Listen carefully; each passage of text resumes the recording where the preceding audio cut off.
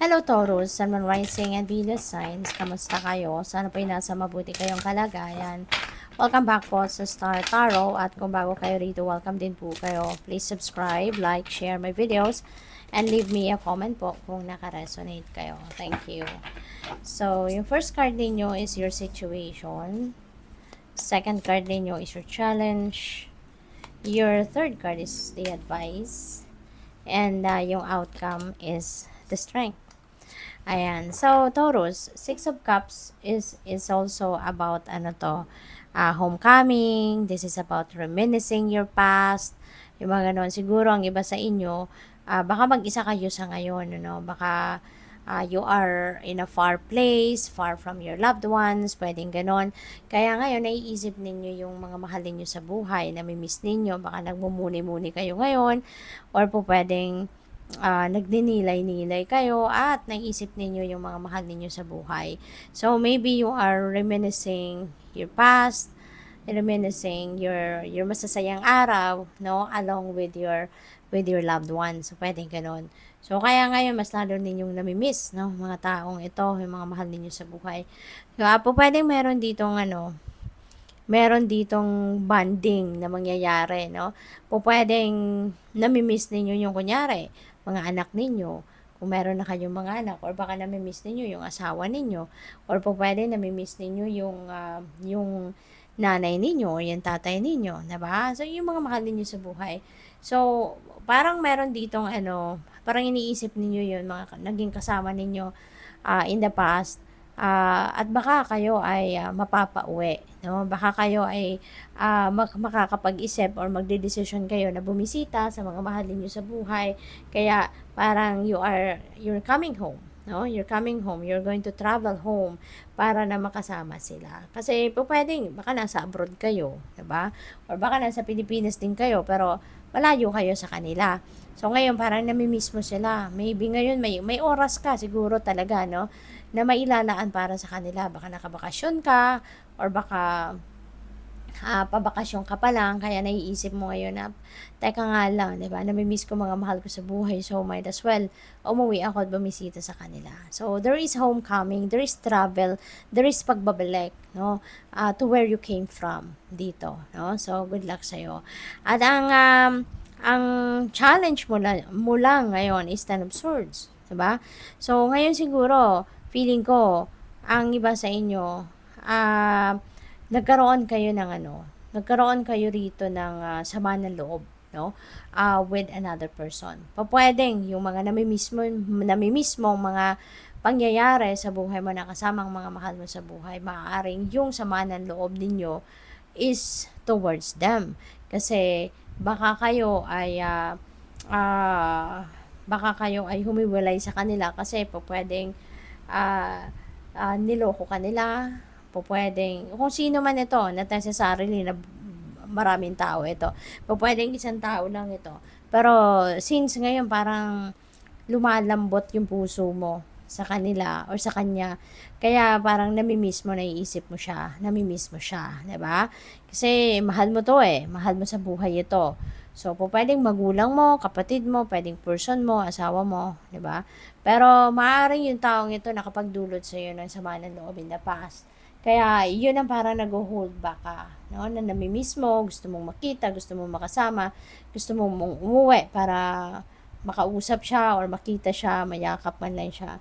Pero parang there's something, no, that is holding you back, at maaaring yun ang yung sama ng loob mo, no? Kasi baka nagkaroon ka ng sama ng loob dito sa kanya kasi baka may ginawang hindi maganda to sa'yo. So, ngayon, meron tayong Two of Swords kasi ngayon parang nagdadalawang isip ka. Diba? Maaaring nararamdaman mo rito yung, teka lang. Diba? Gusto ko siya makasama, gusto kong umuwi. Pero, gagawin ko ba? Itutuloy ko ba to?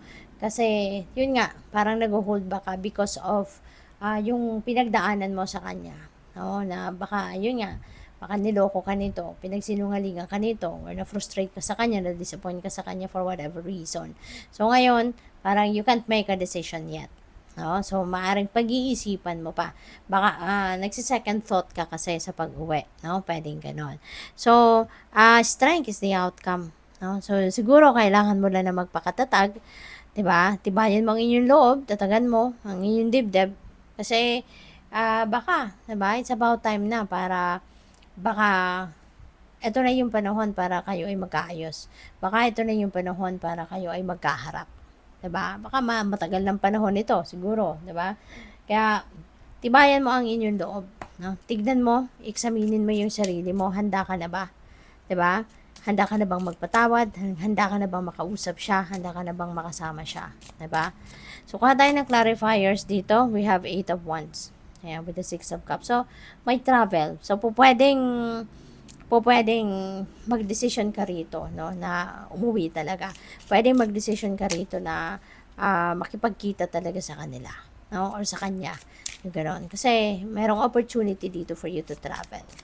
So, pwede rin, no, possible din na baka yung travel na to, kung talagang, kunyari, mapagdesisyonan mo na hindi ka pa handa na makita sila, although namimiss mo sila, baka yung travel mo pwedeng somewhere else, no? Hindi yun sa pag-uwi. So, with the Queen of Wands, no, ito naman yung clarifier ni Ten of Swords. Ayan, so, mamamayani rito, no, mamamayani rito kung anong gusto mo. So, kailangan mo talagang eksaminin yung sarili mo rito. Okay? Eksaminin mo yung sarili mo. Dissect your feelings and emotions. Timbangin mo kung ano yung nararapat mo nang gawin, ano ang tama. 'Di ba?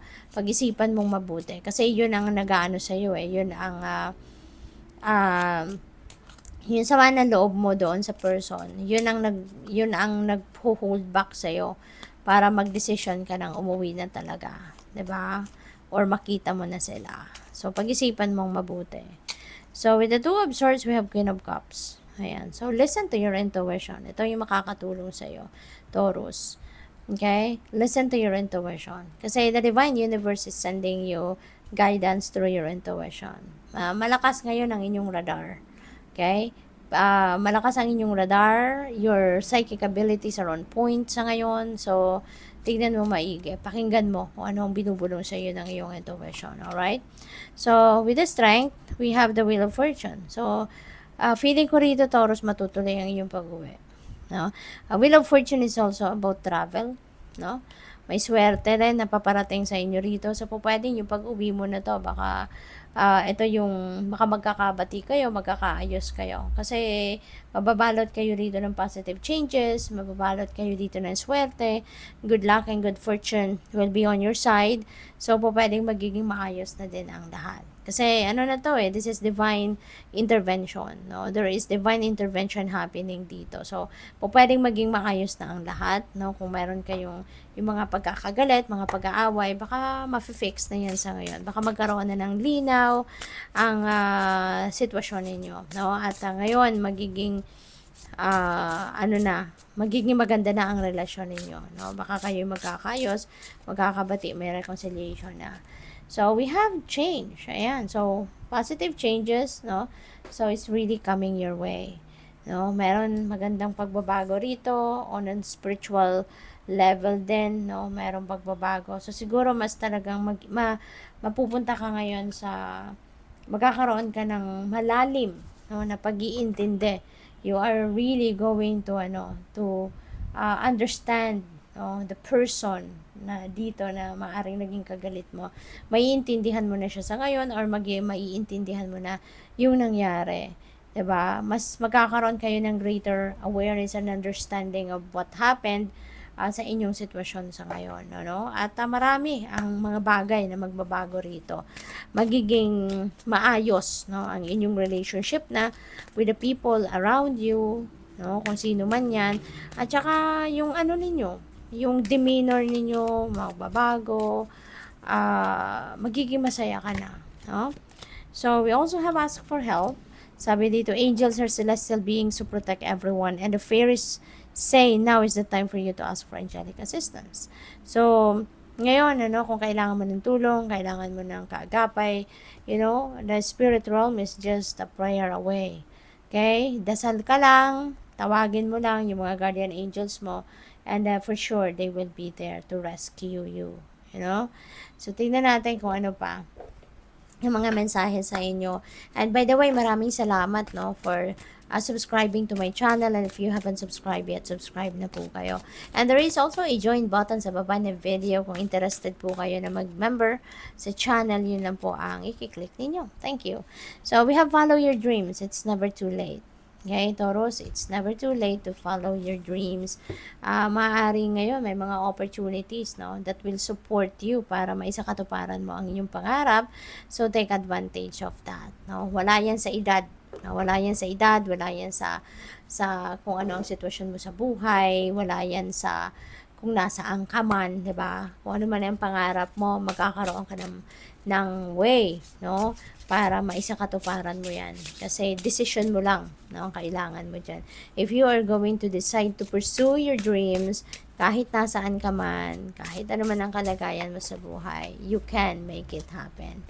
So, final message ninyo, we have patience. No matter what the situation or delay is, your desire will come when it's meant to. That's true. Diba? Kailangan mo lang na magpasensya ka. Kailangan mo lang na matuto kang mag-antay sa tamang pagkakataon. Kasi, di ba nga, let's always remember na everything happens in divine order and timing. Diba? Lahat ng nangyayari according to the divine will. Kaya, despite the delays, despite the challenges, blockages na pwedeng nangyari, no?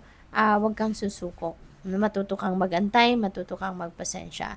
Kasi kahit ano man ang gawin natin, ano, na pagpipilit, na pag-i-insist sa mga bagay na gusto natin mangyari, if it's not meant to happen, it won't happen anyways. Kaya dapat talaga, importante na lagi tayong nakikinig sa ating intuition. Lagi tayong nakikinig sa inner voice natin kasi yan ang gagabay sa atin, no, sa kung ano na ang dapat nating gawin. So, good luck sa'yo. Thank you for watching. Love and light. Namaste.